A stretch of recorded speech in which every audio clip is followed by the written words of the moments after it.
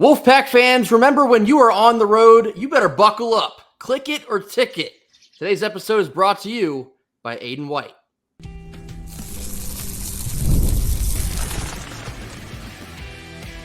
You are Locked On Wolfpack, your daily podcast on the NC State Wolfpack, part of the Locked On Podcast Network, your team every day.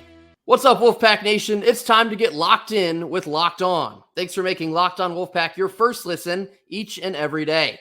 We are free and available wherever you get your podcast and on YouTube, part of the Locked On Podcast Network, your team every day. Today's episode is brought to you by Gametime. Download the Gametime app, create an account, and use code LOCKEDONCollege for $20 off your first purchase. Terms, as always, apply. Happy Friday to all. As always, I'm Grayson Boone, joined by former Wolfpack defensive tackle Kenton Gibbs. Aydan White, as we all know, routinely hands out seatbelts. He is one of the premier corners in not just the ACC, but the country. So why doesn't PFF recognize Aydan White as a top 10 cornerback in just the ACC? Well, here's what I'm referencing. PFF posted this graphic on Twitter on Thursday afternoon, listing the top 10 highest graded returning cornerbacks for all ACC teams. Now, for those of you that are watching with us, you might notice that not only is there 0 NC State Wolfpackers on this list, more specifically, Aydan White is not on this list. My immediate reaction, perhaps you saw it on Twitter, I said, the Aydan White disrespect is starting to get insane. And then I instantly thought about it a little bit longer and realized the reason you don't see Aydan White a lot of times on these highest graded cornerback lists, teams literally do not throw the ball his direction enough for him to gather enough metrics to rank inside this top 10. They are scared to throw it to his side of the field. That is the level of elite cornerback play that you get out of Aydan White. Aydan White is by far not only one of the better corners in the country, I would say the only player that's really competing with him in terms of best defensive backs in the ACC. In terms of production and talent, Quincy Riley. I would say the only player that I would even consider saying, hey, you can have Aydan White as is right now or this player going forward. Avent Returns, because he's younger. That's about it. With that in mind, Aydan White has been a stud, a standout, a true superstar at the corner position from the standpoint of you have different types of corners. Sometimes you get a guy that's like those cowboy corners in Trayvon Diggs and Deron Bland, that they're jumping the ball and they're always trying to get interceptions, but they're going to give up a good amount of yards on the back end of that. And then you have guys that are more along Aydan White's path they're not going to have the same very high interception number because they don't bait quarterbacks into making mistakes. They just are in the hip pocket of whoever they're supposed to be checking the entire time. And with that in mind, I want people to think about something when you think about PFF. PFF grades are decided by just people who watch football. And they say, I think that this guy did this right or wrong. That's it. That's it. It's not some special formula where there's cameras on all 22 players on the field at a time, and they talk to the coaches before the game and after the game and say, what did you run on this play? Okay, great. You were running cover 4, so he was supposed to do da-da-da. Or, this was cover 6, so he was supposed to do something different. They don't do that. Why is that important? They are judging with their own human eyes saying, hey, this player did right or wrong to the best of their abilities based on what they saw. And Grayson is absolutely right in terms of him not getting enough action negatively impacts what his PFF grade looks like, because there are a lot of times where if you don't know Aydan White, you would say, oh, man, he's out of position right there. But in reality, if that ball is thrown, if it finds its way to him, congratulations. It's no longer your team's possession anymore. Prime example, the play that I showed for the Locked On Look of the Week last year against Miami, where they're in cover 4. He's not supposed to let anybody behind him. Deep is the deepest. He lets a guy behind him intentionally. And then what does he do, Grayson? How did that play in? Closed that gap in a hurry, picked him off. Closed the gap and picked them off. So why is that important? If you are watching that from the standpoint of did he play that technique properly? Again, cover 4 says deep is the deepest. Nobody gets deeper than you. However, in that moment, Aydan White made a judgment decision saying, let's go ahead and try something a little different here. And it worked out for him swimmingly. So why am I saying that if I just said he's not the type to bait quarterbacks into bad decisions? The reality is Aydan White plays it a little bit different than what folks are traditionally used to. And again, overwhelmingly, it works out for him. If it didn't work out for him, we wouldn't be looking at, what is it? We're going on a 400 some odd snaps straight with no touchdown. That was last year. He did it two years consecutively. I believe he's like just under 900 coverage snaps consecutively with no touchdowns allowed. Lord have mercy. So you see what this young man does. I don't really see what argument can be made that he is not that guy. That right there is one of my favorite stats that's been floating around about NC State for now 2 years. 2 years ago, he didn't allow a single coverage touchdown and then went into another season and did it again. That does not get talked about enough. Proof in the pudding on why teams do not want to throw it his direction because they know probably either going to pick it or break it up. He had 10 PBUs last year and only had 2 picks. They're reluctant to throw it in his direction. I knew you were going to bring up that pick that TVD threw him in that Miami game because that was crucial to that game. It really swung momentum at the time of the interception there. That was one of Kenton's favorite locked on looks of the week last year. That's the type of player that Aydan White is. The brief jump scare that we all had when he said he was entering the portal only to then return to NC State about a week later. We'll probably continue talking about it as the summer goes on. You can't emphasize how big of a get that is for this NC State defense. Tony Gibson has to feel like the biggest win. The senior leadership that he's going to provide for this team this year, again, keeping Brandon Cisse under his wing. There's maybe nobody better that you want Cisse to learn from than Aydan White on the other side of the field. So keep sleeping on Aydan White. I promise you. I promise you. Just keep giving him that bulletin board material because more often than not, he's going to keep you off of the scoreboard. Another thing I wanted to mention here real quick, I didn't add it onto the side because I saw this after we began recording. I also saw that Justin Jolie was not on a list of top 50 tight ends from Big Game Boomer. Okay, sure. Real believable there, Boom. I'm sure there are 50 tight ends in the country that are better than Justin Jolie. I can't wait to put that theory to the test in just a couple months here. I keep telling people, NC State is a white hat school. It's a school that when you're good, people are going to root for you because they're not used to you being successful. And with that being said, the NC State brand at the moment, in terms of football at least, has people soured on play because let's be very serious about this. If Aydan White wore orange helmets with white paws on the side, nobody would be talking about him as the 28th best corner in the draft next year. Nobody would be talking about him as like he could be a guy. If he wore a helmet with a spear on it, if he wore a helmet with a 12 different helmets every year and one of them happened to be green with a yellow O in the middle of it, all of a sudden the calculus changes for what he has done. And so now you get to Jolie, who transfers in and who showed at UConn plenty of times he is an impact player at tight end, not getting the respect either. That's fine. That's fine. Don't give folks their respect. Do what you got to do. But at the end of the day, there's this fun thing that has to happen. At some point in time, you're going to put the ball down. You're going to put the ball down. At some point in time, there's going to be that moment where it gets kicked off, and all of a sudden, Big Game Boomer ain't with you, Reese Davis ain't with you, Phil Steele ain't with you, ESPN ain't with you, PFF ain't with you. It's just you and the man across from you, mano a mano, and you get to figure out who is actually him. And I think that when that happens with Jolie, when that happens with Aydan White, more often than not, we will see advantage Wolfpack. The rest of the country can sleep now, but they're going to be woken up very quickly into this 2024 football season. Speaking of NC State football, it's shaping up to be a really big weekend recruiting-wise. More on this after a quick word from our sponsors.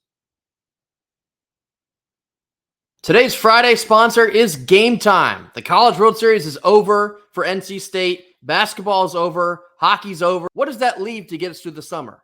Major League Baseball. That's correct, class. Gametime is an authorized ticket marketplace of Major League Baseball. That makes getting tickets faster and easier for all of your MLB ticketing needs.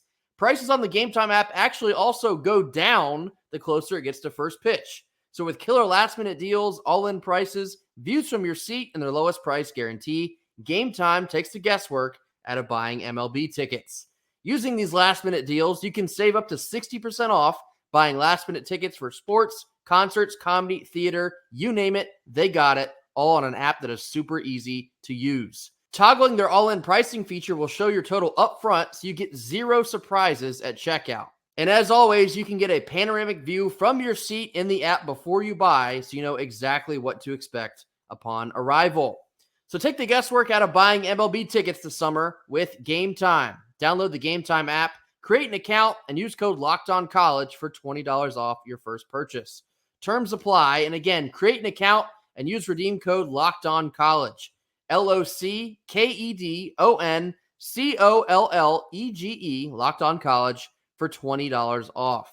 Download Gametime today. Last minute tickets, lowest price guaranteed. Middle portion of our Friday show, let's talk a little bit more about some NC State football. Candidly, I kind of wanted to give the rest of the week to let NC State baseball breathe coming out of their Omaha run. Now that it's gotten to Friday, I can't lie to you, Kenton. I'm starting to get that football itch. I'm starting to wish away the rest of the summer, get me to late August, put this ball down. I got to see the Wolfpack put boot to behind this coming fall. But first, as you might notice, we are knee-deep in high school football recruiting season, also known as official visit season. And this weekend, as of the other weekends so far in June, crucial for recruiting for NC State football. This weekend in particular, several big names to keep an eye on. These names include wide receiver Jarrell Boulder, wide receiver Arian Concepcion. Does that sound familiar? Yes, it is Casey's little brother. I feel like it makes all the sense in the world for him also to run with the pack, but we'll see how that goes. Wide receiver Shamarius Peterkin, fire name alert. Running back Kentrell Reinhardt, wide receiver Malik Clark. Two of the most highly coveted DBs in the country, Jonte Gilbert coming out of Atlanta, and the number one safety in the country in Jordan Young.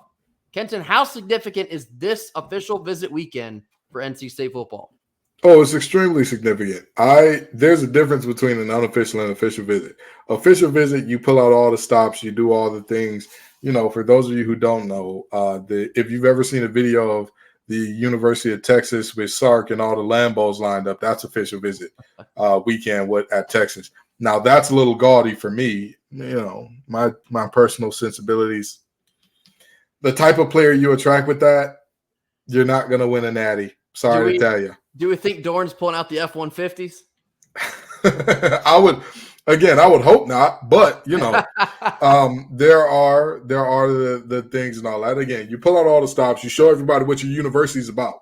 You show those players an in-depth look at, hey, this is what our program has to offer, and you have them for multiple days of just purely being focused on what's on your campus, what's going on, all those types of things. And the other thing about an official visit is, and I could be incorrect because I don't know if the NCAA has changed this rule or not, you can only get one to each school. So, and again, I could be wrong here, but I thought that the way that official visits worked, at least when I was playing, was you got one to a school and that was it. You could have 5 in total, but you could have one to an individual school. I know that they've changed the total amount. I believe the total amount you can have is higher now. Yeah. Not sure if you can have more to an individual school, but it's important to lead with your best shot, lead with your best foot forward for these absolutely spectacular players. We talk about how good the secondary is now.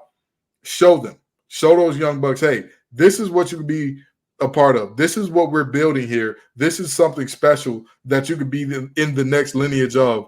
Come on to NC State, and we'll show you exactly why, you know, this is the place to be going forward. Yeah, I'm really seeing an emphasis on both wide receivers and DBs in a lot of these visits. Those are kind of the biggest names that seem to be coming through. Then, of course, you talk about Faison Brandon that was on campus earlier this week, the number one quarterback in the 2026 class. NC State has always kind of had their foot in the door for some of these big name guys, you know, as the years go on. But all of a sudden, wouldn't you know it, with more success comes more bigger name guys coming knocking when it's official visit season. So I've heard that maybe we should be expecting a couple of red lights this week. It could be a very fun weekend for NC State football recruiting. I also know there's a 3-star corner by the name of Cam Strong. He hails from Anderson, South Carolina. He is announcing his decision today. It'll be 8 p.m., I believe, on his Instagram this evening. His final 3 is NC State, Georgia Tech, and West Virginia. So Kenton mentioned it there. The DBs in these last couple classes have really ramped up the intensity in recruiting. I remember we talked last offseason if the DBs in the 24 class marked the number 1 class for DBs that we've ever had at NC State. When you're looking at guys like, for example, a Jordan Young, I implore you to go look at his offer list. It feels like every single P4 school is on that list. Every big name, blue blood, you name it, they're all on there. And yet he is here at NC State this weekend. It didn't always used to be that way. NC State would flirt with some of the in-state guys, and then they'd go to the Michigan, they go to Texas, this, that, and the other. It's slowly starting to feel like the tides are turning for NC State. That happens when you win 9 games every year. Once you start hitting that 10-win mark, once you get to Charlotte and even win in Charlotte, you'd be surprised how many of these names start flipping on the red light instead of looking elsewhere. One thing that I want everybody to keep in mind, it's great to be excited. It's great to be excited about these commitments. It's great to have these guys commit to NC State. At the end of the day, there's a long way between now and signing day. These classes will not be completed based on what happens in the summer. Is what happens in the summer important? Yes. Is this the end-all, be-all? No. We have seen plenty of late flips to NC State as of recent years. How many flips have we seen away from NC State down the stretch? Very few. Think about that. So this is not a situation where NC State is a show and prove school more so than a, hey, we're the glitz and glamour up front school. Right. Guys who may be thinking about going elsewhere may take a second and third look after the season. What are they cooking over there in Raleigh? What they got going on there? You know what I mean? What's happening here? That, you could see some guys come on late. So yes, these summer visits are important. We want to get all these guys right away. We want to get a bunch of commitments right away. But more important than a bunch of commitments, we want a bunch of signees that are going to make an impact for the Pack. And then last point here, I also know that 2025 quarterback Will Wilson will be in Raleigh this weekend, as will 2025 tight end Gus Ritchie. Now, we all know those 2 names because they're 2 of the biggest so far in that 2025 class. I'd have to imagine it is no surprise that they're going to be here on the same weekend as several highly coveted wide receivers. Joker Phillips has been in his bag, especially last summer, picking up a trio of big-time wide receiving names. He's got another shot at another really fun summer with his 2025 quarterback in town to possibly convince him that this is the place. What better to do in terms of luring receivers in and say, hey, this quarterback here who's extremely cerebral, dynamic athlete, got a rocket of an arm, this is the guy. He's coming in with you. So whether or not he's the guy right away, every year you're here, he's going to be here. Y'all are going to be looking at each other. You're going to be catching from him for the next few years. Let's talk about it. He's already committed. Let's get you committed. Let's get you locked in. So again, make sure to be on the lookout for possibly several red lights over the course of this weekend, shaping up to be a massive weekend for NC State football recruiting. Coming up next, we're going to round out our Friday episode with Fan Friday, addressing our top comments of the week after a quick word from our sponsors. Last couple minutes of our Friday show. Now time for Fan Friday, addressing our top comments of the week. Here we go. First one comes from Katie Allman. She says, winning the ACC will go a long way toward getting that QB. This is in reference to Faison Brandon we talked about earlier this week. This is exactly something that Kenton has said on this program before. You know what is the best recruiting tool? Winning. And even better than that, winning championships. Trophies. Perhaps it's a 2-part response here because the next one also goes hand in hand with what Katie says. From Big Dog, it says, unfortunately, Faison looks like he's leaning toward Rocky Top, and there's not a lot we can do in the offseason to change his mind. ... Keyword offseason. If only there was a way that Faison Brandon could see these 2 programs in particular go head-to-head. September 7th, Charlotte, be there. A season like the one that NC State is lining up to have, it can legitimately change the trajectory of the program. If you get to Charlotte and you win an ACC championship and you make it to the CFP, watch how the names that are interested in NC State, watch how quickly they change. We're talking big names, not only high school recruiting, but the transfer portal. People will instantly want to be taking flyers from Dave Dorn, wondering what exactly he is cooking in Raleigh. Coach, I heard Peyton Wilson talk about culture. I'm interested. Let me see about this culture. Y'all just won 10 games and an ACC championship. Sign me up. I want in. I got to have next. That's exactly the type of dynamic that you will see happen if this season pans out the way we want it to. It was already happening at the end of last season. Things that I've heard through the grapevine, it was almost getting to the point where the coaching staff had to turn guys away because of how much interest they were getting out of the portal. The brand is getting hot. And if you can capitalize on this and win the ACC, it'll be hotter than it ever has been. Let me tell you something. Like I said while Grayson was talking, there's no better recruiting tool than trophies. And ultimately, how would you feel about going to Rocky Top if you watch a quarterback who is supposed to be an all-world guy get absolutely decimated in the game coming up? You know what I'm saying? How would you feel about, and this is what I mean in terms of just win. Don't worry about conference realignment. Don't worry about who's going where. Just win football games in front of you. And I want to take it a step further. Peyton Wilson talks about culture. Culture is only so important so long as you are winning, so long as you have built things in the right way. Peyton Wilson doesn't say the same things about we have built the culture. Those boys in blue know nothing about it if we lose that game. Right. Because the announcers, the press, they don't want to talk to losers first. That's not who they talk to immediately after the game. They talk to the winners. So again, win and continue to shape your own narrative. Continue to tell the story how you want to tell it based on the fact that you have whooped the wheels off of multiple teams in front of you. If Faison commits to Tennessee, more power to him. We wish him the best wherever he goes. However, as I said earlier, and as Big Dog has said here, it's the offseason. There's a long way. There's a long way to go in terms of if he were to commit next week, all the way up through signing day. And that's the early signing period. We're still looking at multiple months. So the reality is this, that battle wouldn't be over even if he did commit to Rocky Top early.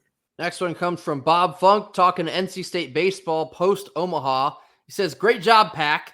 Talking about next year, what about Willardson and Van Dam? So this is actually a very interesting question about two very interesting scenarios for NC State baseball here. These two are somewhat related here in my answer.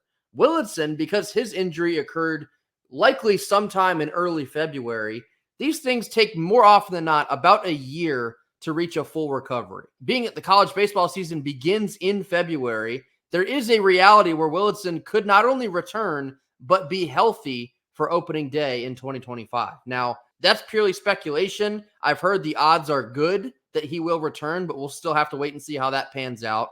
As far as him being healthy, if it's not the first week of the college baseball season, it'll probably be like the second or third week. But if Willardson does return to the Pack, and I do think that he will, we should have him for the entire season. Now, Shane Van Dam, on the other hand, not only did he have the same injury, the timing of his injury is far worse. He experienced his injury down in Florida State. If my memory serves correctly, I believe that was the beginning of May. Because of what I just said, and these injuries often take about a year for a full recovery, that would put him essentially at the very end of the 2025 season in terms of availability. Now, being that these injuries can be very touchy in terms of rushing recovery, I would imagine that they will not rush him to get back. You don't want to take a chance on something as substantial as that.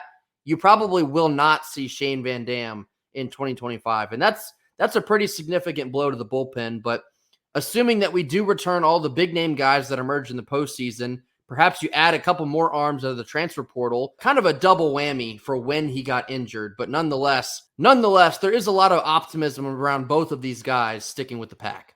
And last one here from Michael Holbrook. He says, absolutely thrilled Coach Avent will be back next year. Consistent greatness is among the litany of accomplishments that Coach Avent has delivered. What a spokesperson, ambassador, and recruiter. He does everything the right way with class and humility. I think about the MLB players that have come through Coach Avent's system, all the victories, all the milestones, and all the College World Series appearances. I'm honored that this legend will stay with us until he's ready to leave. Congratulations to Coach Avent on another stellar season. Michael here basically summed this up about as good as I ever could. Coach Avent is a legend. We talked about this on Wednesday. It is an honor to have him want to return to us for a 28th year. He's quickly become one of the most storied head coaches in all of college baseball, let alone here at NC State or within the ACC, and he deserves all of the flowers. He's taken us to Omaha 3 times, over 1,000 wins in a Wolfpack uniform, and consistently has us in the conversation to compete for national championships. That part is true. For many of the other sports here at NC State, that is really all we could ever ask for. Think about in basketball. Before this last season, the main gripe is, well, I don't know if Keats will ever have us in a position to compete for a national championship. And then he takes us to the Final Four. Yeah. David, over the course of a 27-year career, has consistently had us in the conversation, whether it's in the regionals, the super regionals, or in Omaha at the end of the season. We've had a shot, and I believe it was 21 out of 27 seasons. That level of consistency does not grow on trees. He is a legend, and we should be overjoyed that he's returning in 2025. Hey, listen, Michael Holbrook and Grayson wrapped this thing up perfectly. They put a ball on this thing perfectly. There's nothing else that you can say in terms of how excited Wolfpack Nation should be to get Avent back for another year, because he's special. He's prime time. He does his thing at a very high clip. He recruits at a high level. He wins at a high level. He does all those things at a high level. And mind you, he was doing all of this before with one hand tied behind his back. Yep. What's he going to do now that he's got the full complement of facilities in comparison with the rest of the ACC and to be honest, with the rest of the nation? Because the biggest powerhouses, the 2 schools that you see in the College World Series final right now, look at their baseball facilities and look at ours. Yes. Night and day. And I know I have long been, and I still am a proponent of, there is a level to where, like, when you hit that top level, you cannot improve your facilities anymore in terms of making your players better. NC State is nowhere near that ceiling in baseball. Nowhere near it. So as we get closer and approach it, I'm excited to see the positive returns that come as a result. Yeah, that's an excellent point. This program is only going to get better once the facilities and everything else matches up with the level of production that we have gotten. I hope that they build those boys a castle over there at Doak Field. They deserve every last bit of it. That'll do it for us here on Friday. As always, thank you all so much for joining us. Be sure to hit that like button, drop your comments in the comment box. Tell us what you think about Aydan White potentially being slept on by PFF, despite how they are grading or maybe not grading. Also, throw your thoughts in about Justin Jolie. I know big game boomer can be clickbait at times, but not a top 50 tight end in the country is absurd. That is one of the craziest things I've heard in quite some time. Tell us what you think about NC State football's massive OV weekend that is going down probably by the time that you listen to this on Friday. And any other thoughts you have on your mind, throw them down in the box. I'll be sure to get to each and every one of those. Last thing here before we get out of here, quick shout out to Catherine Burkhoff. She is a women's swimmer at NC State. She will be representing the United States in the 100-meter backstroke this summer in the 2024 Olympics in Paris. Perhaps we thought, with the College World Series not going the way we wanted it to, that NC State kind of had their 2024 fizzled out.